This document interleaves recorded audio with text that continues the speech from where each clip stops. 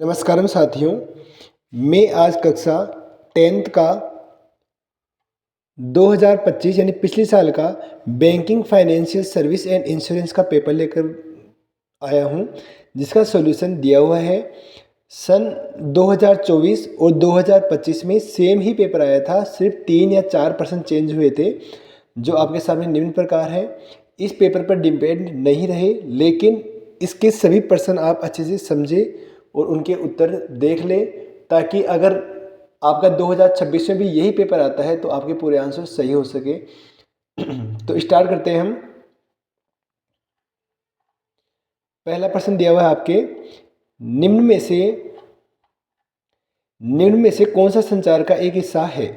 तो संचार का हिस्सा होता है आपका संचारण, सही है। सुनना, प्रतिक्रिया, उपरोक्त सभी। तो आपका आंसर हो जाएगा उपरोक्त सभी, क्योंकि संचार में देखिए आप,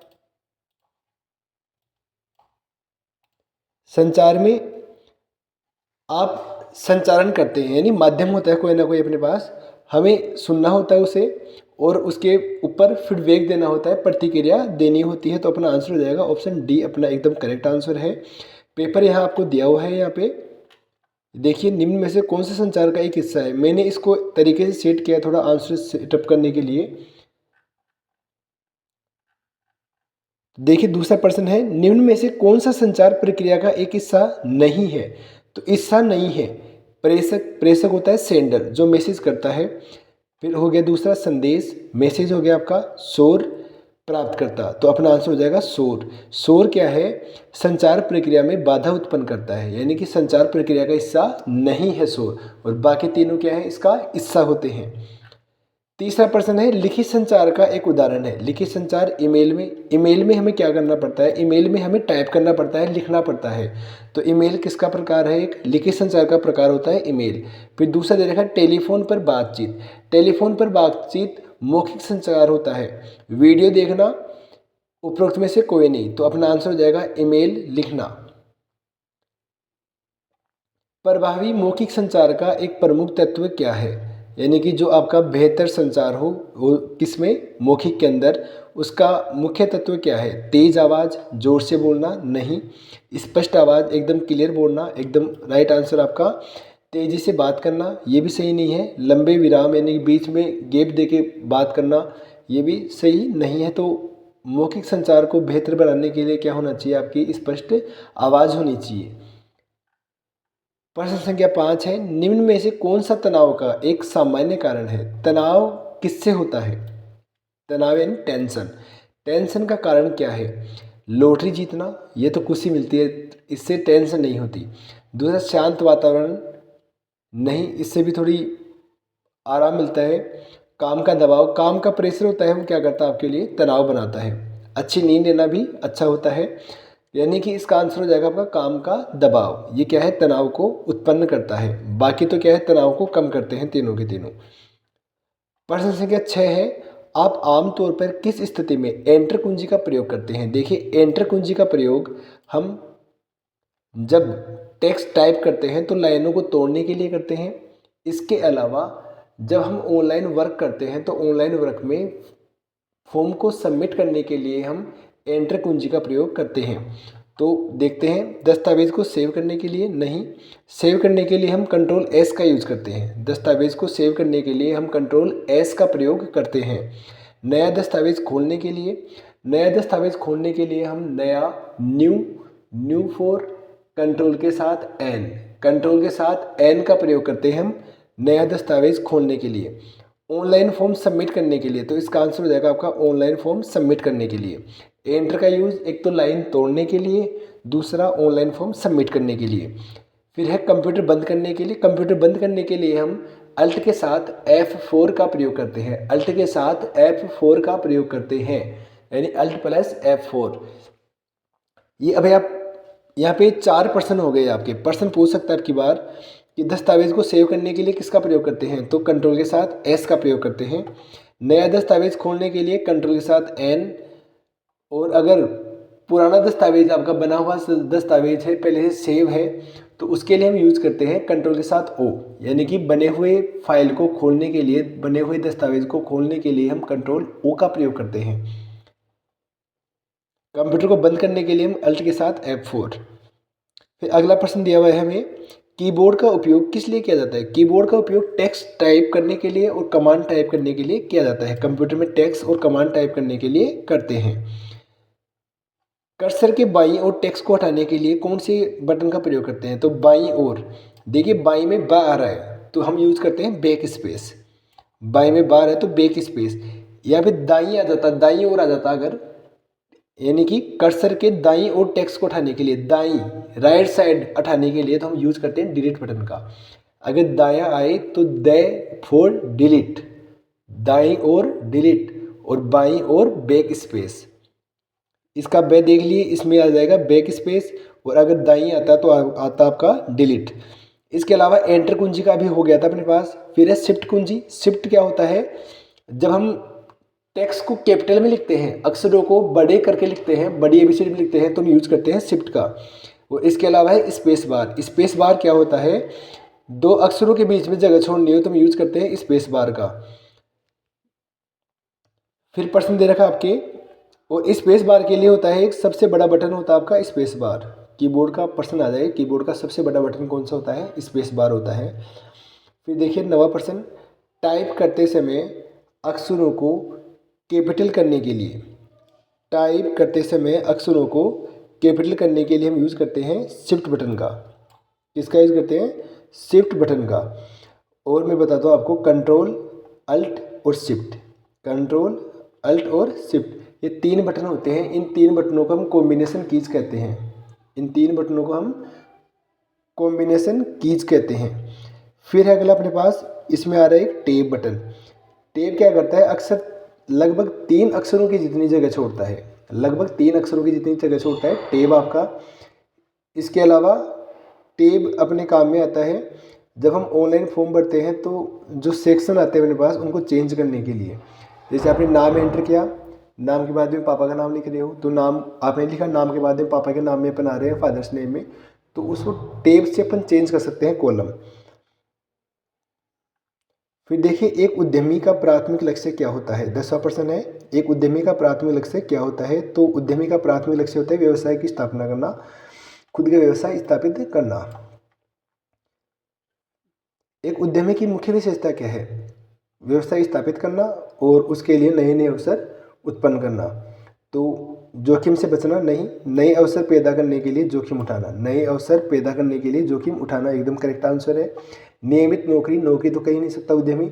बदलाव को नापसंद करना, नहीं, आपका आंसर हो जाएगा नए अवसर पैदा करने के लिए जोखिम उठाना, एकदम करेक्ट आंसर बी ऑप्शन। एक उद्यमी की मुख्य विशेषता नए अवसर पैदा करने के लिए जोखिम उठाना, व्यवसाय स्थापित करना, व्यवसाय चालू करना, ये सब क्या इसकी विशेषता है। निम्न में से कौन सा प्रभावी संचार कौशल में सुधार कर सकता है? बार बार बीच में टोकना क्या करता है? प्रभावी संचार है? नहीं। अभ्यास और सक्रिय सुनना, हाँ ये है आपका। नियमित अभ्यास करो और एक्टिव होकर आप दूसरे के सामने वाले की बात सुनो। फिर आंख से संपर्क से बचना, नहीं। जल्दी बोलना, आपका आंसर हो जाएगा अभ्यास और सक्रिय सुनना। प्रश्न संख्या 13 है, ग्रीन जॉब्स अक्सर किस प्रकार की ऊर्जा पर ध्यान केंद्रित करती है? ग्रीन जॉब्स होती है आपकी सोलर से संबंधित, यानी कि सौर ऊर्जा और पवन ऊर्जा से संबंधित होती है। यह ग्रीन जॉब्स अक्सर। एक उद्यमी आमतौर पर क्या बनाता है? उद्यमी बनाता है व्यवसाय बनाता है या फिर उत्पाद बनाता है। कानून नियम आपका संविधान बनाता है, पाठ्य पुस्तक, वैज्ञानिक सिद्धांत, ये सब अलग अलग जो डिपार्टमेंट होते हैं वो बनाते हैं आपके। उद्यमी क्या करता है? व्यवसाय की स्थापना करता है और उत्पाद बनाता है उसमें। फिर देखिए, बायोमेट्रिक सिस्टम का उद्देश्य क्या है? बायोमेट्रिक सिस्टम का उद्देश्य होता है व्यक्तियों की पहचान करना और उन्हें सत्यापित करना कि हाँ यह वही व्यक्ति है। तो बायोमेट्रिक किस काम में आता है? व्यक्तियों की पहचान के लिए, संख्याओं की गणना के लिए नहीं, संगीत बजाने के लिए नहीं, ईमेल भेजने के लिए नहीं, व्यक्तियों की पहचान करने के लिए। निम्न में से कौन सा नैतिकता का एक प्रमुख घटक है? नैतिकता, अज्ञानता, नहीं। ईमानदारी, सही है आपका। बेईमानी, नहीं। स्वार्थ, नहीं। तो नैतिकता का अच्छा घटक है आपका ईमानदारी। ये देखिए, सेक्शन ए कंप्लीट हो गया। सेक्शन बी है अब आधे आधे प्रश्न का हमारे पास आधे आधे नंबर के प्रश्न है जिनका वन लाइनर में आपको उत्तर देना है। सेक्शन बी है आपका, सेक्शन बी दिखा दूं पेपर में आपको एक बार, ये आपका सेक्शन बी 8 प्रश्न इसमें आधे आधे नंबर के जिनका दिया हुआ है अति लघु गुणात्मक प्रश्न, एक पंक्ति में उत्तर दीजिए। कितने में आपको देना है? एक पंक्ति में देना है आपको। प्रश्न संख्या 17 से आएगा। अब आपका लिखने वाले आंसर आ गए एक पंक्ति में। तो देखिए पहला प्रश्न क्या आपका इसमें, अनुचित व्यापार से आपका क्या अभिप्राय है? अनुचित व्यापार यानी ग्राहकों को धोखा देना, गलत तरीके से जो व्यापार किया जाता है उसे क्या कहते हैं हम? अनुचित व्यापार कहलाता है। सिंपल आंसर हो गया, सीधा आंसर हो गया। एक लाइन में पूछा आंसर अगला तो अपन एक लाइन में इसका आंसर दे देंगे। ग्राहकों को धोखा देकर या गलत तरीके से व्यापार करना क्या कहलाता है? अनुचित व्यापार कहलाता है। ऋण वसूली एकत्र करने के लिए कोई दो तरीका। ऋण वसूली के लिए या तो व्यक्ति खुद आएगा आपके पास या फिर आप डिजिटल तरीके से उसे भुगतान कर सकते हैं। तो या तो व्यक्तिगत संपर्क के द्वारा या फिर डिजिटल भुगतान के द्वारा, दो तरीके हो गए इसके। सतत विकास से क्या अभिप्राय है? सतत विकास यानी कि जो रुके नहीं विकास, जो निरंतर चलता रहे आपका, उस वो हो गया आपका सतत विकास। तो वर्तमान आवश्यकताओं को पूरा करते हुए भविष्य की ज़रूरतों पर ध्यान रखना सतत विकास कहलाता है। आज आप अपने काम भी कर रहे हैं, उसके साथ साथ आप आने वाले टाइम के लिए यानी अपने फ्यूचर के लिए सेविंग भी कर रहे हैं, जैसे कि म्यूचुअल फंड हो गया, SIP हो गया आपका, LIC हो गया, इंश्योरेंस वगैरह हो गया। ये सब क्या है? आने वाले खर्चों के लिए अपन आज ही उनके लिए तैयार हो रहे हैं। तो ये क्या आपका सतत विकास है। उद्यमी और कार्यकारी के बीच में अंतर। उद्यमी तो देखो व्यवसाय स्थापित करता है, व्यवसाय का मालिक होता है। कार्यकारी होता है वहाँ का कर्मचारी। तो देखिए उद्यमी नया व्यवसाय शुरू करता है जबकि कार्यकारी पहले से स्थापित संगठन में काम करता है। जो संगठन स्थापित किया हुआ है उसमें कार्यकारी काम करता है और उद्यमी क्या होता है? उसको चालू करता है, उसको स्टार्टअप करता है उसका। फिर अगला प्रश्न है कंप्यूटर माउस का उपयोग किस लिए किया जाता है? कंप्यूटर माउस का उपयोग कंप्यूटर में कर्सर को नियंत्रित करने व चयन करने के लिए माउस का उपयोग किया जाता है। कंप्यूटर में कर्सर को नियंत्रित करने और चयन करने के लिए माउस का उपयोग किया जाता है। फिर नेक्स्ट प्रश्न है भावनाएं क्या है? इमोशंस क्या है?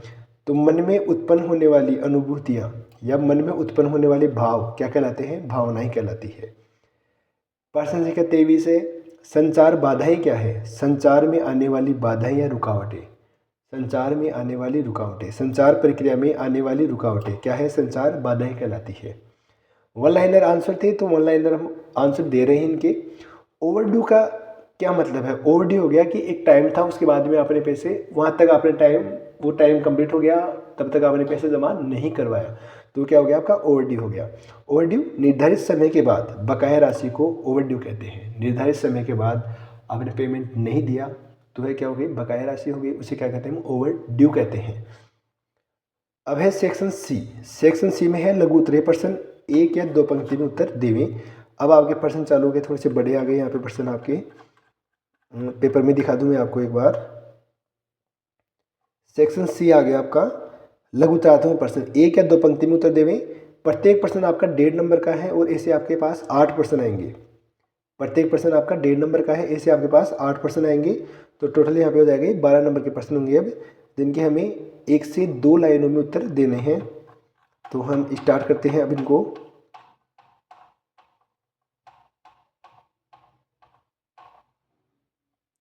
देखिए लघु उत्तरात्मक में पहला प्रश्न है 25वां प्रश्न, ओवरड्यू की वसूली यानी कि अतिदेय की वसूली का अर्थ क्या होता है? निर्धारित समय के बाद बकाया ऋण राशि को ग्राहक से प्राप्त करने की प्रक्रिया को ओवरड्यू वसूली कहते हैं। देखिए ज़्यादा याद करने की जरूरत नहीं है। निर्धारित समय आपके जो एक टाइम दिया था कंपनी ने या बैंक ने, वो टाइम निकल गया, उसके बाद में वो पैसा आपसे वसूल कर रहे हैं तो उसे कहते हैं हम ओवरड्यू की वसूली। देखिए ये लिखा हुआ है इसमें, निर्धारित समय के बाद बकाया ऋण राशि को ग्राहक से वापस प्राप्त करने की प्रक्रिया, ग्राहक से वापस लेना क्या कहलाता है? ओवरड्यू की वसूली कहलाता है। अगला प्रश्न है अगर कोई व्यक्ति डिफॉल्टर है तो इसका क्या मतलब होगा? डिफॉल्टर मतलब वह उसकी जो किस्तें थी वह चुका नहीं पा रहा है, वह दिवालिया टाइप से हो चुका है। तो डिफॉल्टर वह व्यक्ति होता है जो तय समय पर ऋण या किस्त का भुगतान नहीं करता है। ऋण या किस्त का भुगतान नहीं करता है क्या कहलाता है? आपका डिफॉल्टर होता है वो। फिर देखिए पोस्ट बिक्री सेवाओं का महत्व क्या है? पोस्ट बिक्री सेवाएं ग्राहक संतुष्टि बढ़ाती है, यानी बिक्री के बाद में जो सेवाएं दी जाती है वो क्या होती है आपकी, उसका क्या महत्व होता है, तो वह क्या कहलाती है आपके, देखो क्या करती है वो, ग्राहक को संतुष्टि बढ़ाती है और व्यवसाय में जो विश्वसनीयता है उसको भी कायम रखती है। व्यवसाय के लिए लोगों का जो विश्वास है, ग्राहकों का जो विश्वास है, उसे मेंटेन करती है वह।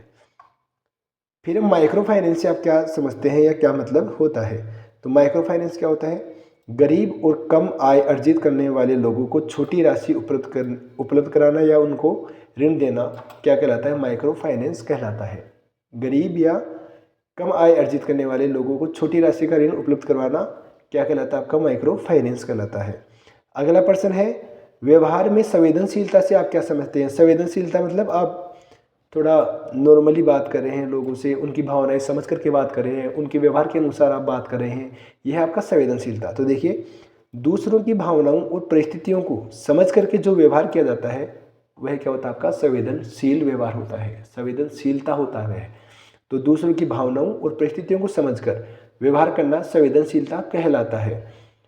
प्रश्न संख्या 30 आपका, ब्रांड वैल्यू बढ़ाने के 3 तरीके। ब्रांड की जो वैल्यू है आपको उसको इंक्रीज करना है तो उसके तरीके, अच्छी गुणवत्ता, बेहतर ग्राहक सेवा और प्रभावी विज्ञापन।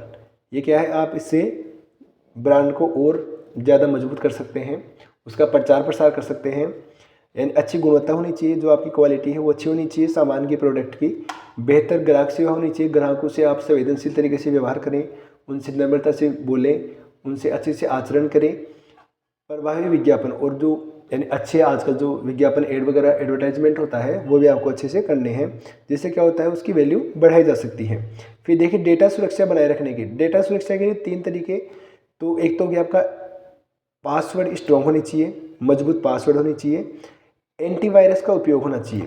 एंटीवायरस का उपयोग, मजबूत पासवर्ड होते हैं आपके कम से कम 8 नंबर होने चाहिए, जिसमें आपके पास स्पेशल करेक्टर हो और नंबर हो, इन सबको मिला करके 8 नंबर का आपका एक पासवर्ड बनना चाहिए। कम से कम उसमें 8 डिजिट तो हो, ज़्यादा हो सकते हैं लेकिन कम से कम 8 तो उसमें होने चाहिए। तो मजबूत पासवर्ड हो गए, एंटीवायरस का उपयोग हो गया, और डेटा बैकअप के लिए की सुविधा भी उसमें चालू होनी चाहिए। फिर देखिए, अगला प्रश्न है, ग्राहक के साथ नैतिक व्यवहार कैसे करें। ग्राहक के साथ आप ईमानदार रहिए, पारदर्शिता के साथ व्यवहार करें, सम्मानपूर्वक उसका व्यवहार करके ग्राहक के साथ नैतिक व्यवहार किया जा सकता है। तो देखिए, ईमानदारी, पारदर्शिता और सम्मानपूर्वक व्यवहार करके ग्राहक के साथ नैतिक व्यवहार किया जा सकता है। फिर लास्ट सेक्शन आपका सेक्शन नंबर डी, जिसमें प्रश्न दिए हुए हैं आपको 3 प्रश्न आएंगे इसमें, और जो तीनों प्रश्न है वो अथवा में है आपके, और इसमें प्रत्येक प्रश्न दिया हुआ है आपका 2 नंबर का। 3 प्रश्न है, 2 नंबर का प्रत्येक प्रश्न है, 6 नंबर का टोटल डी सेक्शन है आपका, जिसमें दो यानी कि प्रत्येक प्रश्न अथवा में दिए हुए हैं, यानी कि 3 के हो गए 6, तो आपको करने इनमें से 3 ही है, और एक प्रश्न का एक ही उत्तर करना आपको। इसका आंसर दिया हुआ आपका एक पृष्ठ के लगभग। तो देखते हैं अपन प्रश्न संख्या 32 से 133 से, बैंक में धोखाधड़ी के बारे में वरिष्ठ प्रबंधक, बैंक में आपके साथ धोखाधड़ी हो गई, अब वरिष्ठ प्रबंधक को क्या देना है, एक रिपोर्ट तैयार करके देनी है, उसके बारे में बताना है धोखाधड़ी के बारे में। तो देखिए, सिंपल है, बैंक में धोखाधड़ी की जानकारी मिलने पर कर्मचारी को तुरंत सभी तथ्यों और प्रमाणों के साथ लिखित रिपोर्ट तैयार करनी चाहिए। यह रिपोर्ट शाखा प्रबंधक या वरिष्ठ प्रबंधक को गोपनीय रूप से सौंपी जानी चाहिए। रिपोर्ट में धोखाधड़ी का प्रकार, तारीख, संबंधित व्यक्ति और संभावित नुकसान का स्पष्ट उल्लेख होना चाहिए, ताकि समय पर उचित कार्रवाई की जा सके। सिंपल आंसर ये, तो आपके साथ जो घटना घटी है वही उसमें बतानी है। यानी क्या बोल रहा है ये, कि वरिष्ठ जो अपना प्रबंधक है उसको गोपनीय रूप से आप एक लेटर लिखे, और उस लेटर में लिखे कि आपके साथ धोखाधड़ी कब हुई है, उसकी तारीख क्या थी, कौन व्यक्ति था आपके साथ जो धोखाधड़ी किया है, और क्या नुकसान हुआ है, उसमें यही बताना आपको।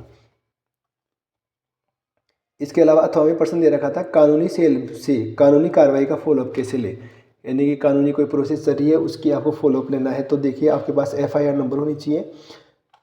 कानूनी सेल से फॉलोअप के लिए संबंधित केस की फाइल संख्या के साथ नियमित संपर्क किया जाता है। समय समय पर लिखित पत्र, ईमेल या बैठक करके केस की प्रगति की जानकारी प्राप्त की जा सकती है, और आवश्यक दस्तावेज उपलब्ध कराए जाते हैं। देखिए, यानी क्या करना आपको, कानूनी सेल से फॉलोअप के लिए संबंधित केस की फाइल संख्या, कौन सी फाइल आपकी, उसके समय पर लिखित पत्र देवें, ईमेल करें आप, बैठक यानी कि अगर मीटिंग होती है तो मीटिंग में जाएं आप, उनसे आपको जानकारी प्राप्त हो जाएगी और उसके लिए आवश्यक दस्तावेज अपने पास उपलब्ध रखें।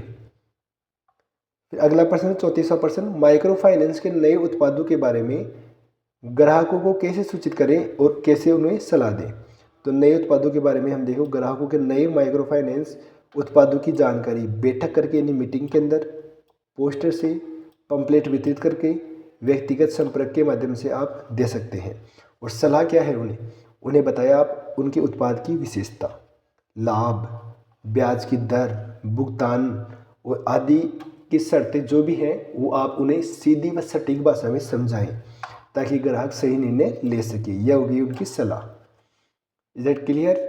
ग्राहकों को नए माइक्रो फाइनेंस उत्पादों की जानकारी बैठक, पोस्टर, पंपलेट और व्यक्तिगत संपर्क के माध्यम से दी जाती है।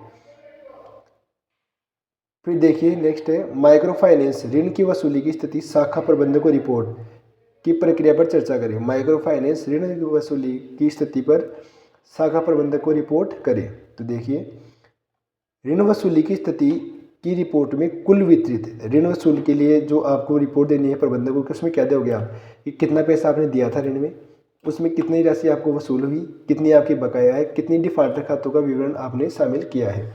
यह रिपोर्ट आपको रोज़ाना देनी है उसको, और यह रिपोर्ट आप लिखित दे सकते हैं या डिजिटल फॉर्मेट में दे सकते हैं।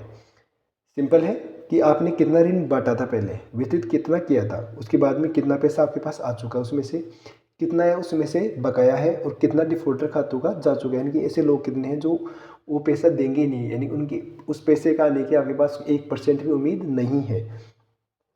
तो ये रिपोर्ट आपको नियमित रूप से अपने मैनेजर को देनी है। यह लिखित भी हो सकती है और डिजिटल फॉर्मेट में हो सकती है।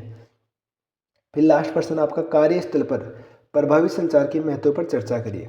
देखिए मैं बता दूं आपको, इस पेपर पर आपको डिपेंड नहीं होना है, लेकिन आपको इस पेपर को अच्छे से समझना है, अच्छे से याद करना है।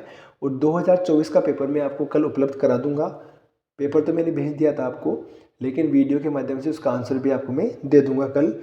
मेरी कोशिश रहेगी कल आपको उपलब्ध कराने की, नहीं तो परसों तो फिर लास्ट है आपका। और 14 तारीख को पेपर है आपका। आपके सभी पेपरों के लिए आपको बेस्ट ऑफ लक, अच्छे से आपका पेपर हो। लास्ट प्रश्न देखते हैं, कार्यस्थल पर प्रभावी संचार के महत्व पर चर्चा करें। कार्यस्थल पर आप जहाँ पे काम करते हैं वहाँ संचार बेहतर हो, उसके लिए चर्चा करनी है आपको। तो कार्यस्थल पर प्रभावी संचार से कर्मचारियों के बीच समझ आती है, उनके बीच समझने में बढ़ता है। इससे गलतफहमी आपकी दूर होती है, कम होती है, कार्य समय पर पूरा होता है और संगठन की उत्पादकता में वृद्धि होती है। जब अपन साथ काम करते हैं तो उत्पादकता में बढ़ोतरी होती है। और प्रभावी संचार अच्छे कार्य वातावरण का निर्माण करता है। इसके 8वां प्रश्न दे रखा था, ग्राहकों से नियमित प्रतिक्रिया प्राप्त करने की प्रक्रिया समझाइए। रोज अपन ग्राहकों से मिलते हैं तो उस प्रक्रिया को आपको बताना है कि उनका फीडबैक क्या होता है। तो ग्राहक से प्रतिक्रिया प्राप्त करने के लिए फीडबैक फॉर्म भरें हम, उन्हें कॉल करें, ईमेल करें या सर्वे करें। इनका उपयोग किया जा सकता है। प्राप्त प्रतिक्रिया का विश्लेषण कर सेवाओं में सुधार किया जाता है, जिससे ग्राहक संतुष्टि बढ़ती है। यानी कि आपको क्या करना है, नियमित प्रतिक्रिया प्राप्त करने की प्रक्रिया क्या है कि आप या तो क्या करो, ग्राहकों से प्रतिक्रिया प्राप्त करने के लिए उनका फीडबैक फॉर्म भरो, या उन्हें कॉल करें, या फिर आप ईमेल करो उनको, या सर्वे का उपयोग करो।